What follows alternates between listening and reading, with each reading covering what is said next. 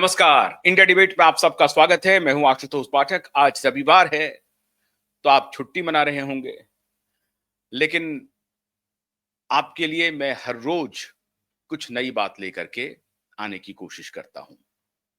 और आज रिया के खासम खास के बारे में आपने अब तक जितना सुना है वो बहुत कम है, बहुत कम है। हमारी बात हो रही थी मुंबई में एक जाने माने फिल्म के पत्रकार से। उनका नाम लेना उचित नहीं है क्योंकि उन्होंने खुद ही कहा है कि आप मेरे नाम का जिक्र ना करें। उन्होंने जो किस्से बताए हैं मित्रों, आपको घृणा हो जाएगी बॉलीवुड से। और तब आपको लगने लगेगा कि ये पूरा गैंग कैसे एक्टिव है, कैसे वहां पे किसी भी टैलेंटेड आउटसाइडर को जमने नहीं दिया जाता है। और ये पहले का दौर अलग था, लेकिन पोस्ट 90s कुछ लोगों का रुतबा चलता है। और इसमें से संयोग बस वो लोग भी शामिल हैं मित्रों, जो खुद जबरदस्त क्राइसिस के दौर से गुजरे हैं, जिनके पिता, जिनके चाचा खुद फिल्म प्रोड्यूसर रहे, डायरेक्टर रहे। और उन्होंने कई ऐसे दौर देखे जब उनको फाइनेंशियल क्राइसिस से गुजरना पड़ा।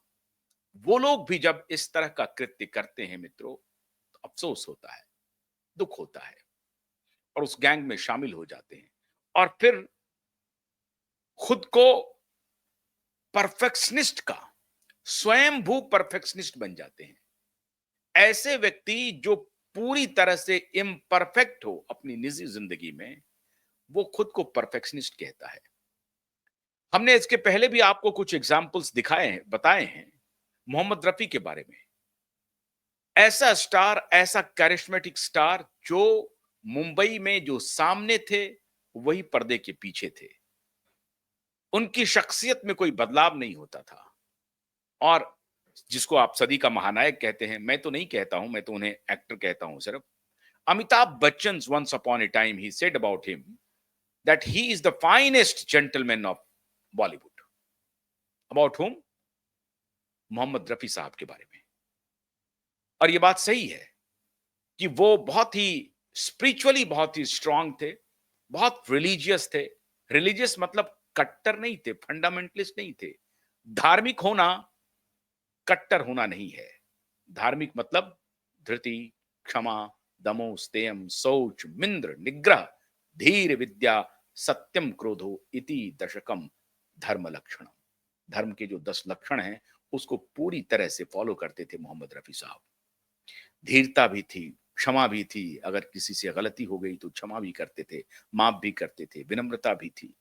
हर हर वो गुण, दयालु भी थे। हर वो गुण जो एक धार्मिक इंसान में होना चाहिए। इसलिए धार्मिक होना कट्टरता नहीं है। ये वेस्ट की फिलॉसफी है, जिन्होंने आपको धार्मिक होने पर आपको कट्टर मान लिया है। और इसलिए मैंने आपको मोहम्मद रफी साहब का जिक्र किया कि मोहम्मद रफी कितने बड़े जेंटलमैन थे। इसलिए लोगों को यह लग सकता है कि मैं खान ब्रदर्स के बारे में बोलता हूं। नहीं, उन पापियों के बारे में बोलता हूं, उन दो कौड़ी के लोगों के बारे में बोलता हूं, जिन्होंने खुद को परफेक्शनिस्ट, खुद की ब्रांडिंग करवाई, गलत शर्तों पे करवाई, और उस गैंग को प्रमोट किया, उसको आगे बढ़ाया। माफी के लायक नहीं है ये लोग।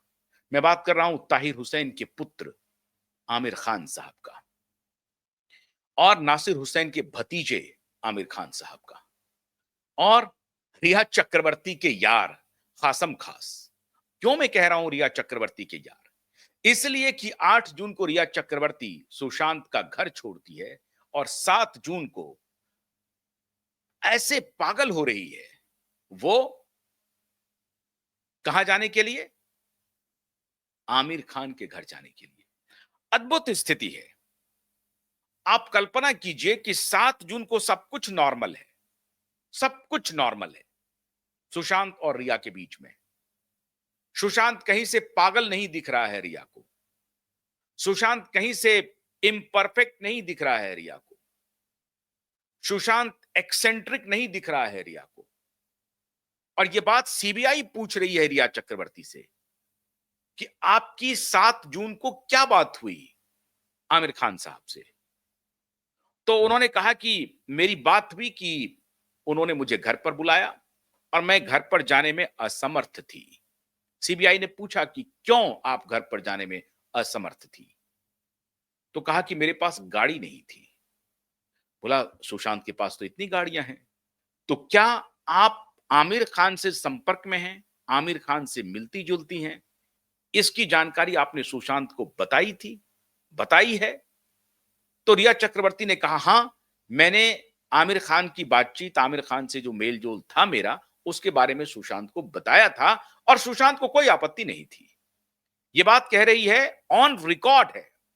अभी जो सीबीआई ने बांद्रा कोर्ट में जो रिपोर्ट फाइल किया है, उसमें ऑन रिकॉर्ड सीबीआई ये लिख रहा है अपने क्लोजर रिपोर्ट में, जिस क्लोजर रिपोर्ट का हवाला इन लोगों ने दिया कि सुशांत केस का क्लोजर रिपोर्ट है, वो सुशांत केस का क्लोजर रिपोर्ट नहीं है। इसके कंप्लेन का आज फिर मैं दर्शकों को बता दूं, रिया चक्रवर्ती के कंप्लेन पर जो इंक्वायरी हुई है उसका क्लोजर रिपोर्ट है। तो रिया चक्रवर्ती से सीबीआई पूछ रही है कि आप 7 जून की घटना के बारे में सुशांत को बताया था आपने? अब ये कह रही है कि मैंने बताया था, लेकिन अब सुशांत इस दुनिया में है नहीं जो सुशांत इस बात का खंडन करे कि रिया ने बताया था या नहीं बताया था। रिया झूठ बोल रही है या रिया सच बोल रही है, इसको खंडन कौन कर सकता है? जिसके बारे में कहा जा रहा है कि क्या आपने उस शख्स को बताया था और वहां कोई तीसरा आदमी मौजूद नहीं है मान लीजिए, या अगर सीबीआई ये पूछती कि आपको ये मालूम है कि तीसरा आदमी कौन था, तब तो ये बात हो सकती है, लेकिन ऐसी भी बात नहीं हुई। अब मित्रों सबसे महत्वपूर्ण बात यह है कि कैसे कैसे रिया चक्रवर्ती ने झूठ का पूरा प्रपंच का पूरा बाजार बनाया और कैसे इन्हीं लोगों के साथ इसकी दोस्ती है। 8 जून के बाद कहा जाता है कि डिनो मौर्या के यहां रिया चक्रवर्ती का बसेरा था और डिनो मौर्या का ड्रग रैकेट में नारकोटिक्स डिपार्टमेंट ने जो प्रमुख लोगों के नाम लिए उसमें डिनो मौर्या सबसे आगे है। डिनो मौर्या से खरीदार थी डिनो मौर्या की रिया चक्रवर्ती। और इन ये जो पागल होने का या उसको मेंटल होने का जो खेल है, अब रिया चक्रवर्ती और आमिर खान के रिश्ते के बीच की गहराई का आधार क्या है?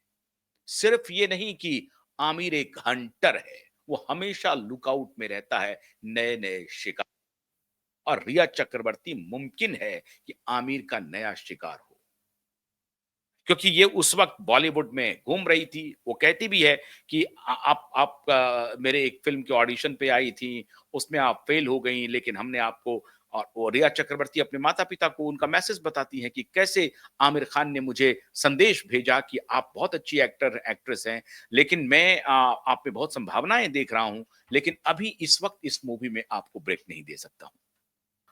आमिर के खानदान में मेंटल होने की पुरानी परंपरा है। इनके बहनों के भी बारे में कहा जाता है, इनके पिता के भी बारे में कहा जाता है और स्वयं माननीय आमिर खान के बारे में भी कहा जाता है कि डिप्रेशन के दौर से आमिर खान साहब भी गुजरे थे। 2-3 कारण हो सकता है। एक तो उनका कद उनको परेशान करता होगा, एक्टिंग तो बड़ी अच्छी है, देखने में भी चिकने-चुपड़े हैं। लेकिन और आपको याद कीजिए कयामत से कयामत तक जब आया था तो पूरा देश, पूरी देश में दीवानगी थी उनके लिए, और उस वक़्त तो रिया चक्रवर्ती की शायद जन्म भी नहीं हुआ होगा या जन्म हो गया होगा, बहुत छोटी होगी, जन्म के आस-पास की होगी। और वो रिया चक्रवर्ती अपने पॉडकास्ट में आमिर भाई को बोलती भी हैं। तो आमिर खान भी डिप्रेशन से गुजरे हैं और डिप्रेशन को से बाहर निकलने के लिए असल में हाइपर डिप्रेशन की शिकार ये लड़की खुद है। एक डिप्रेशन होता है जब आपको किसी चीज में मन नहीं लगता है, आप सबसे अलग रहना चाहते हैं, कट जाते हैं, चुपचाप रहना चाहते हैं, बैठ जाते हैं। और एक डिप्रेशन अलग तरह का होता है जिसमें आप हाइपर हो जाते हैं, आपको लगता है हम तो पूरी दुनिया में कमाल कर सकते हैं, हम ही हम हैं। उसी हम ही हम का शिकार थी ये लड़की, लेकिन इसको ड्रग का अपना धंधा चलाना था। तो जो डिप्रेशन के शिकार वाले लोग हैं, डिप्रेशन की जो दवाइयां हैं, उस दवाइयों का वो ड्रग कार्टेल से बड़ा रिश्ता है। और उसमें ये डॉक्टर वगैरह सलाह देते रहते हैं कि आप एक काम करिए कि आप घर में मत बैठिए, लोगों से मिलते-जुलते रहिए, पार्टीज़ कीजिए, दोस्तों से मिलिए, अपने चीज़ को शेयर कीजिए और आपको अगर लगता है कि लेट नाइट पार्टीज़ में आप जाइए, लोगों से मिलिए, अपनी बातों को शेयर कीजिए। ये सब कहानियाँ ये जो मनोचिकित्सक होते हैं, ये बॉलीवुड के लोगों को बतलाते रहते हैं। और फिर ये लोग उस पार्टी में पहुंचते हैं और फिर उस पार्टी में व्हाइट पुड़िये का खेल शुरू होता है। इस तरह का ये पूरा बना बनाया रैकेट है। उसमें जो स्वस्थ हैं बेचारे वो भी फंस जाते हैं।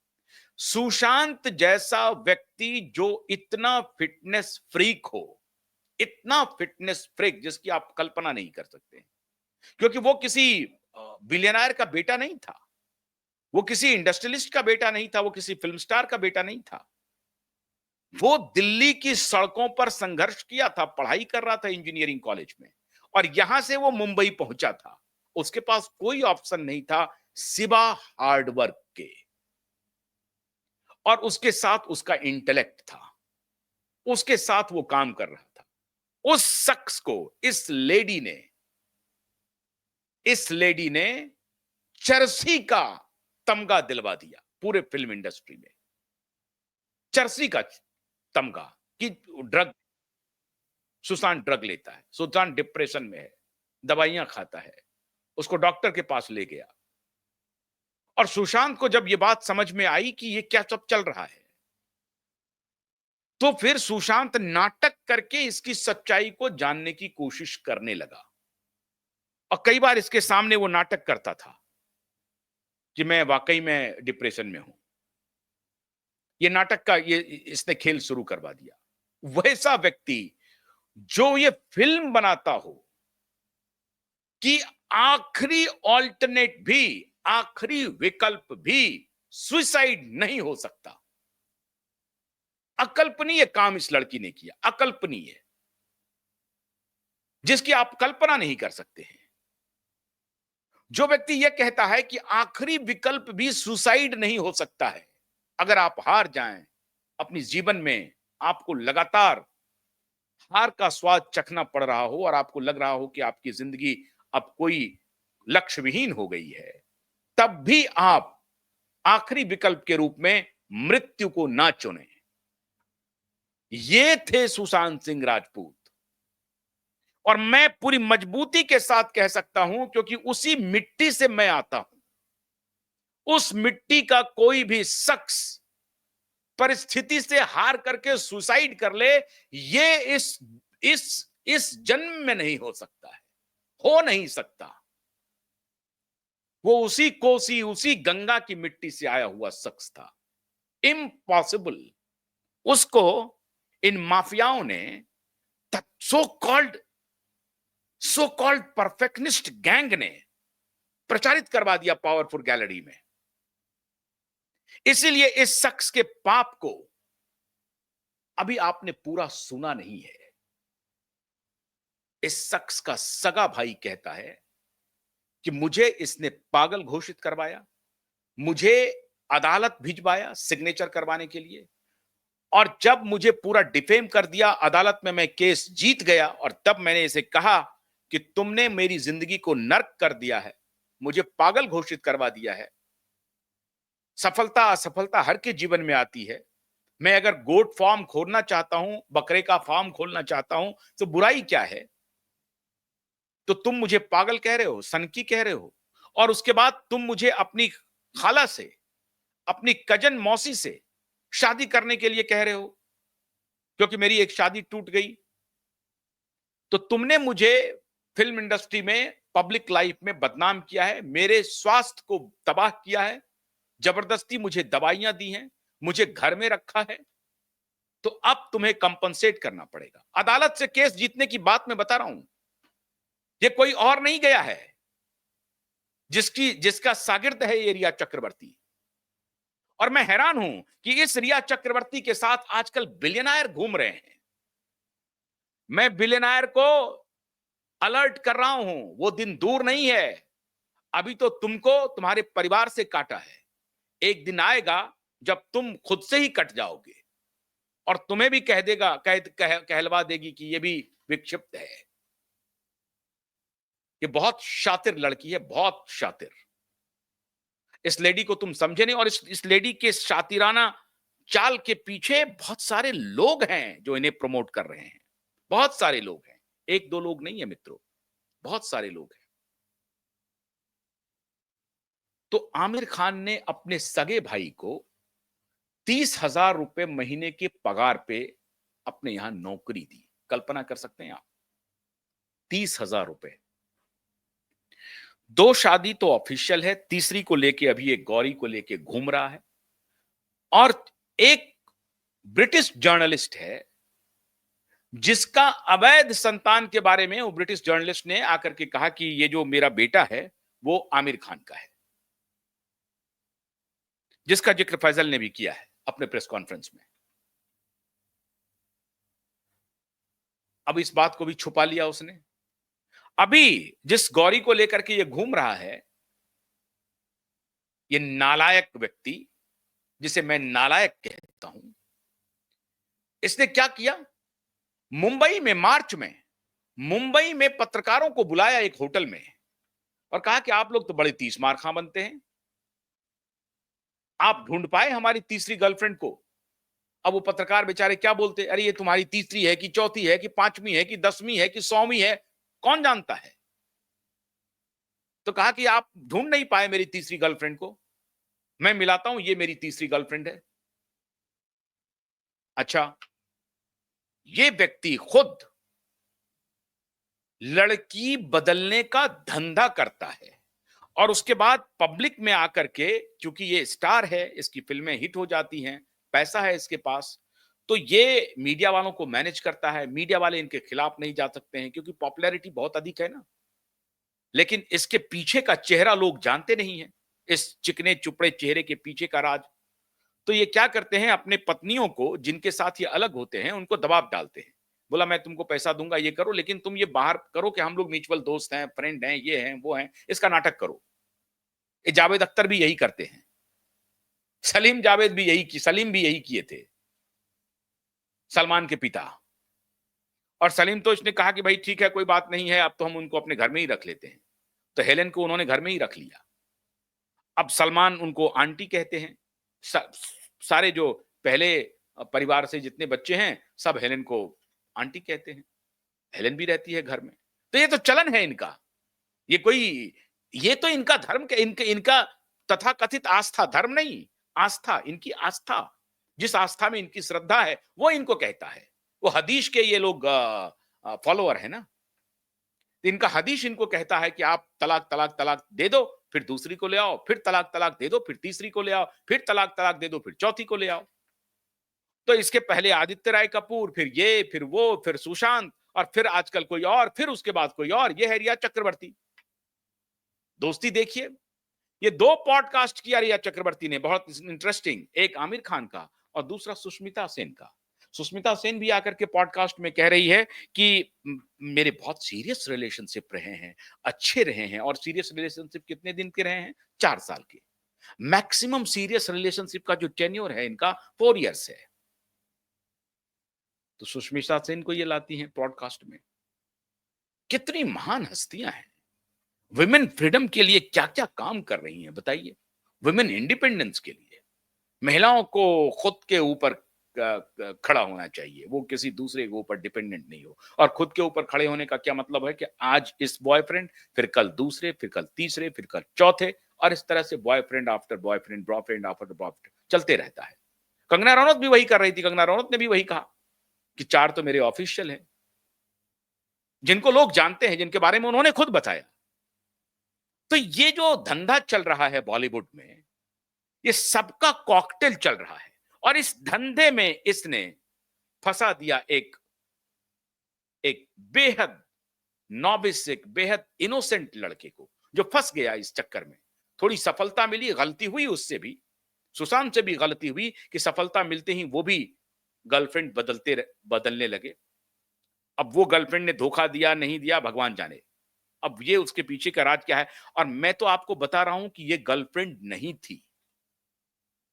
रिया चक्रवर्ती सुशांत की गर्लफ्रेंड नहीं थी। रिया चक्रवर्ती एक ब्राइट स्टार को तबाह करने के मिशन पर थी, वाया सलमान खान, वाया महेश भट्ट और वाया ये आमिर खान जैसे लोग। इनको मालूम था कि ये आएगा, ये आने वाला तूफान है और आने वाले 30-35 वर्षों तक ये तूफान बॉलीवुड पर राज करेगा और इस तूफान में, इस बवंडर में सब खत्म हो जाएंगे। तो उसको रास्ते से हटा दो। इन खानों ने मिलकर के सुशांत को हटाने की पूरी व्यूह रचना रची। वरना आप सोचिए कि 7 जून को सीबीआई पूछ रही है रिया चक्रवर्ती से कि Sushant was normal on 7th June, so he's saying yes, absolutely, see, he was normal. Then what conspired in 12 hours? इन दोनों के बीच में ऐसा क्या हुआ जो ये 8 जून को घर छोड़ दी? और दिशा की मृत्यु की खबर के पहले छोड़ी या दिशा की मृत्यु हो गई थी इसलिए कहा जा रहा है कि 8 जून को मृत्यु हो गई है और तब इसको फोन आता है अपने आका का कि तुम उस घर को छोड़ो, उसे भी अब उठाएंगे। लेकिन उस वक्त सौभाग्य कुछ अच्छा रहा कि इसके जाने के बाद सुशांत की बहन आ गई, वरना ये 9-10 जून को ही सुशांत को निपटा दिया जाता, जो 13-14 जून को हुआ।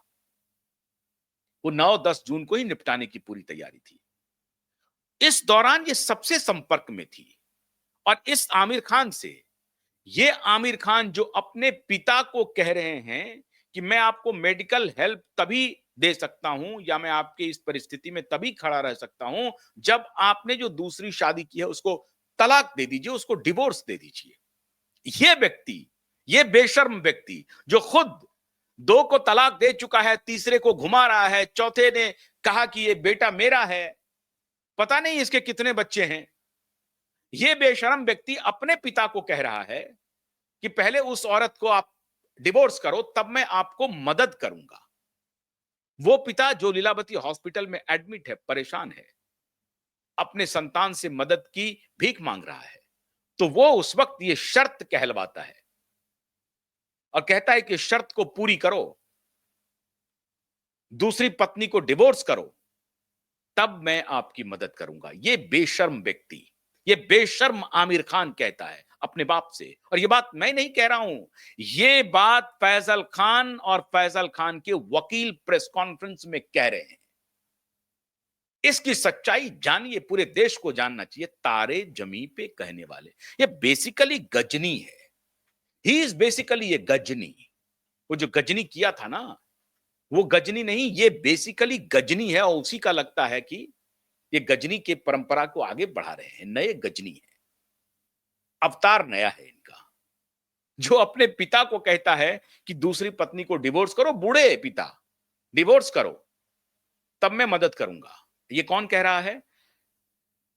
जिस जिस पिता ने फैजल खान को वकील मुहैया कराया था अपने दूसरे बेटे को, वो वकील प्रेस कॉन्फ्रेंस में कह रहा है। शर्म आनी चाहिए आमिर खान को, जो खुद खुद किस प्रकार का इम्परफेक्ट है, खुद को परफेक्ट कहता है। तो मित्रों, क्यों रिया चक्रवर्ती इन जैसों के गैंग में थी? क्यों? क्योंकि इसे मालूम था ये खुद एक डिप्रेशन का शिकार रहने वाला आदमी था, ये खुद एक परवर्ट माइंड का व्यक्ति है, खुद परवर्ट माइंड का व्यक्ति है। ये हर 12-13 साल पे ये नई लड़की ले आता है, नई महिलाओं के चक्कर में रहता है। कोई इसको आकर के प्रेस कॉन्फ्रेंस करके कह देता है कि ये बेटा जो है वो आमिर खान का है और उस पर ये चुप्पी साध लेता है। बॉलीवुड का एक एक पत्रकार इन दो दो खानों के बारे में हर चीज जानता है, इनकी अय्यासी और इनका सामने। ये व्यक्ति बहुत चतुर है, बहुत चालू है। ये ताहिर हुसैन और नासिर हुसैन के अब्बा निकल गए हैं, बहुत चालू है। सामने से बिल्कुल परफेक्शनिस्ट रहता है, सामने बहुत शालीन सा चेहरा लेकर के आता है। एक अच्छा एक्टर, एक अच्छा डायरेक्टर, कभी उसमें नहीं जाना, अवार्ड फंक्शन में नहीं जाना, इसमें नहीं जाना, पूरी ब्रांडिंग इन्होंने की है और पीछे इसका काला करतूत चलते रहता है। तो ये है और उसको ये स्वीकार भी नहीं करता है आकर के सामने से। जब एक ब्रिटिश लड़की ने कहा कि ये बेटा आमिर खान का है, तो उस पर कोई खंडन-वंडन इसने की या चुप्पी साध ली इसने। होगा ही। और वो व्यक्ति अपने पिता को कहता है कि दूसरी औरत को डिवोर्स करो, तब हम मदद करेंगे। ये है इनका चरित्र। और ये बुला रहा है रिया जी को 7 जून को अपने घर पे। और सीबीआई इस बारे में पूछती है। निश्चित रूप से आमिर खान की भूमिका है। आमिर खान को भी सब मालूम है। सुशांत की मृत्यु का राज मालूम है। आमिर खान के खिलाफ मुकदमा रजिस्टर होना चाहिए। और सीबीआई ने सिर्फ हल्के में पूछताछ कर लिया, आमिर के यहां क्यों गए थे, नहीं गए थे, क्यों जाना चाहते थे, वो मेरे काम का मामला है। वो सुशांत को ये बता रही है कि मैंने इसलिए उसे नहीं बताया क्योंकि वो मेरा पर्सनल मामला था। और उस पर सीबीआई काउंटर सवाल कर रही है कि आपके रिश्ते हैं आमिर खान के साथ। मतलब सीबीआई को पता है कि ये फ्रीक्वेंट विजिटर हैं एक दूसरे को लोग। अब वो डेट कह लीजिए या दोस्ती है दोनों के बीच में। सीबीआई को ये मालूम है। सीबीआई तब इनसे ये सवाल पूछ रही है कि क्यों आप मिल रहे हैं। और इस मुलाकात की बात सुशांत को मालूम है। जब आप सुशांत को अपना बॉयफ्रेंड कह रही हैं, जो पूरी तरह से झूठ बोल रही हैं, Sushant was not her boyfriend at all. She was on the mission. ये गुमराह कर रही है लोगों को। बड़ी आसानी से ये औरत निकल गई और यहां तक कह दिया कि अगर मैं गई तो मैं दूसरे को छोड़ूंगी नहीं। अगर मैं जेल गई तो मैं दूसरे को नहीं छोड़ूंगी। अगर इसका इसका बॉयफ्रेंड और उसकी मौत होती तो इसकी क्या हालत होती। ये कहती कि सुशांत ने अगर सुसाइड किया है तो इसकी इंक्वायरी हो। जो इसने नाटक किया था शुरू में आकर के और फोल्डेड हैंड से कहा था कि मैं प्राइम मिनिस्टर और होम मिनिस्टर से अनुरोध करता हूं कि इसकी इंक्वायरी सीबीआई से हो। रिया चक्रवर्ती, ईमानदारी से बताओ तुमने ये कहा था या नहीं कहा था हाथ जोड़ करके गृह मंत्री और प्रधानमंत्री से कि सीबीआई के सुशांत की मृत्यु की जांच सीबीआई से हो? कहा था।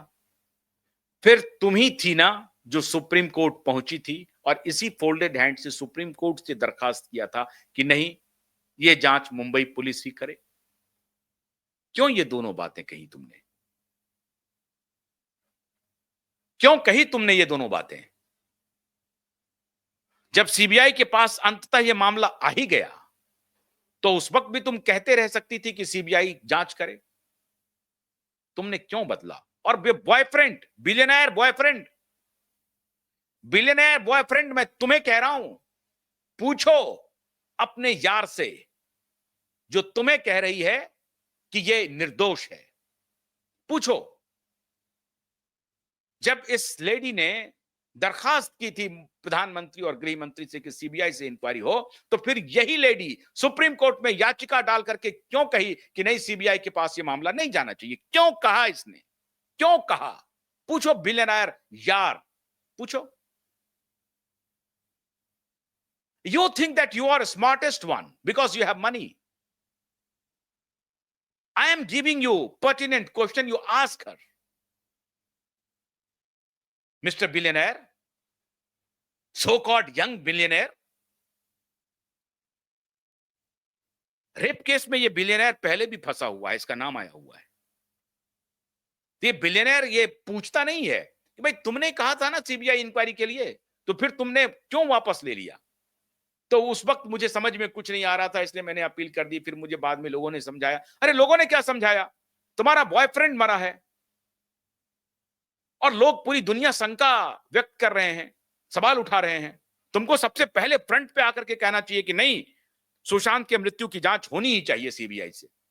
मैं भी जानना चाहती हूं कि कैसे मौत हुई है सुशांत की। ठीक है, मैं घर छोड़ करके गई थी, झगड़ा करके गई थी, वो अलग विषय, मेरा उसका मामला है। लेकिन सुशांत की मृत्यु हुई कैसे, ये मैं भी जानना चाहती हूं।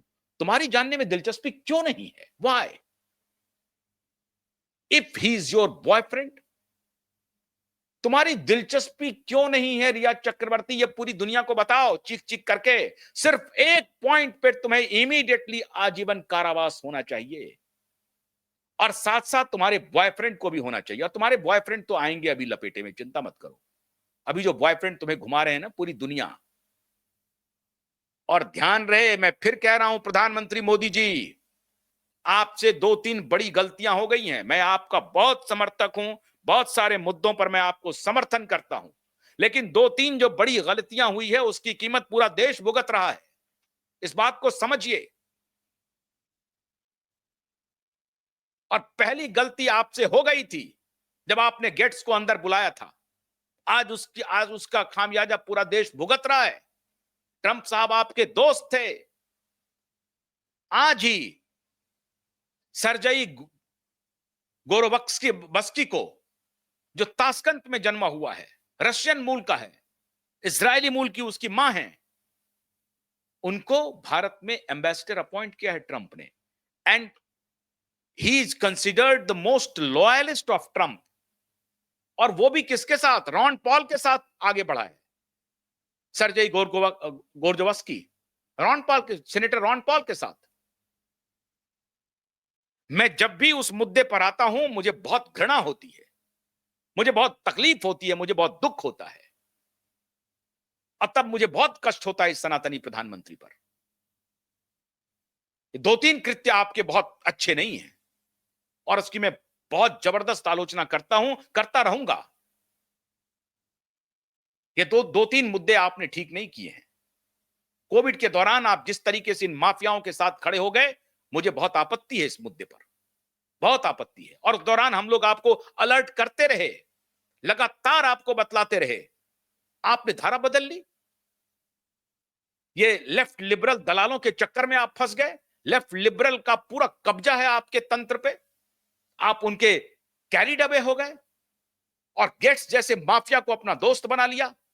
आज उसकी कीमत आप चुका रहे हैं। आज पूरी दुनिया में घेरा जा रहा है।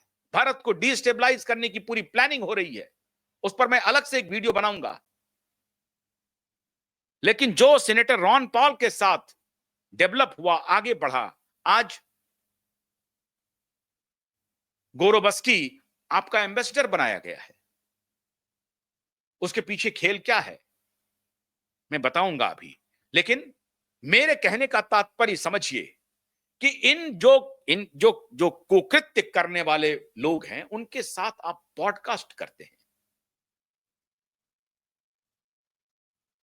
संदेश क्या जाएगा समाज में? क्या संदेश जाएगा आप बताइए। एक लड़की जो आकर के कहती है कि सीबीआई इंक्वायरी होनी चाहिए, फिर वो आकर के अपने स्टेटमेंट को बदलती है कि सीबीआई इंक्वायरी नहीं होनी चाहिए। एक लड़की जो एक कंप्लेन करती है कि सुशांत की बहनों के खिलाफ एबेटमेंट ऑफ सुसाइड का केस होना चाहिए, धारा लगनी चाहिए, और फिर दूसरे बार फिर देती है एप्लीकेशन कि नहीं ये धारा नहीं लगनी चाहिए, और फिर कहती है नहीं लगनी चाहिए। कमाल है। And who is briefing you? I don't know. प्रधानमंत्री जी आपको कोई गलत सलाह दे रहा है, और मैं बड़ी मजबूत, देखिए मैं उस तरह से ठकुर सहाती में विश्वास नहीं रखता हूं। जहां गलती होगी डंके की चोट पर आपकी गलतियों को उजागर करूंगा, क्योंकि मैं 100% सनातनी हूं। सनातन की रक्षा के लिए अपनी जान कुर्बान कर सकता हूं। जहां गलती होगी बताऊंगा। जहां अच्छी बातें हो रही है, जो षड्यंत्र आपके खिलाफ हो रहा है, उस पर हम आपके साथ चट्टान की तरह खड़े हैं। आप हमारे देश की आवश्यकता हैं। आप हमारे देश की अभी आवश्यकता हैं प्रधानमंत्री जी। हमारा देश आपको चाहता है। आप लोकप्रिय हैं, मेरे भी लोकप्रिय हैं। मैं बहुत पसंद करता हूं प्रधानमंत्री जी आपको, और हृदय से करता हूं। लेकिन इन माफियाओं के चक्कर में जब आप आते हैं तो बहुत तकलीफ होती है, पीड़ा होती है। आपको सोच समझ करके लोगों से मिलना चाहिए। सोच समझ करके तय करना चाहिए कि कौन आपसे मिलेगा, कौन नहीं मिलेगा। मैं कभी ऐसी कोई बात नहीं जो आपको गुमराह किया जाए। थोड़ा उसके बारे में बैकग्राउंड को पता कीजिए, जानिए, समझिए, तब आगे बढ़िए।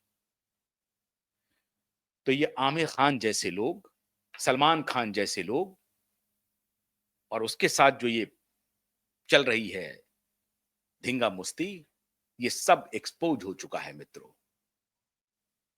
29 अगस्त का इंतजार कीजिए, लेकिन ये आमिर की सच्चाई को समझिए। ये क्यों रिया चक्रवर्ती के साथ थी, कैसे रिया चक्रवर्ती को ब्रीफिंग हो रहा था, कौन कौन स्टार था जो ब्रीफ कर रहा था, कौन कौन ये फैला रहा था, कौन कौन सुशांत के खिलाफ आर्टिकल्स लिखवा रहा था और उसको डिप्रेस घोषित करवा रहा था, उसको बीमार घोषित करवा रहा था। उस लीग में ये शख्स भी शामिल था। ये है सच। उस लीग में ये शख्स मोहम्मद आमिर खान भी शामिल था, जो गजनी के व्यवहार को आगे बढ़ा रहा है। ये वर्तमान गजनी है, गोरी और गजनी है। ये है इसका सच। ये सोफिस्टिकेटेड जिसको आप समझते हैं ना, most sophisticated gentleman, he is not most sophisticated gentleman. तो ये है माननीय आमिर खान का सच, जो अपने भाई के साथ क्या बर्ताव किया और कैसे षड्यंत्र करके सुशांत के खिलाफ माहौल बनाने में भूमिका बनाई। और अब इसकी हिमाकत देखिए, ये कि उस लेडी के साथ आकर के चैप्टर 2 पॉडकास्ट में इस लेडी की ब्रांडिंग कर रहा है। रिश्ता देखिए, ये लेडी की ब्रांडिंग कर रहा है कि नहीं, आप तो बड़ा कमाल, आपके जीवन में इतनी तकलीफें आ गई और आप उससे बाहर निकल करके आई। ये हंटर आकर के उसको, ये तैमूर और ये गजनी क्या, ये जो ये हैं उसकी परंपरा को बढ़ाने वाले, वो आकर के इनको कह रहे हैं कि आपने चैप्टर 2 शुरू शुरू किया है। तो रिश्ता बहुत गहरा है मित्रों। ये बॉलीवुड को एक्सपोज इसी तरीके से करते रहेंगे। आज बस इतना ही। बहुत बहुत शुक्रिया। नमस्कार।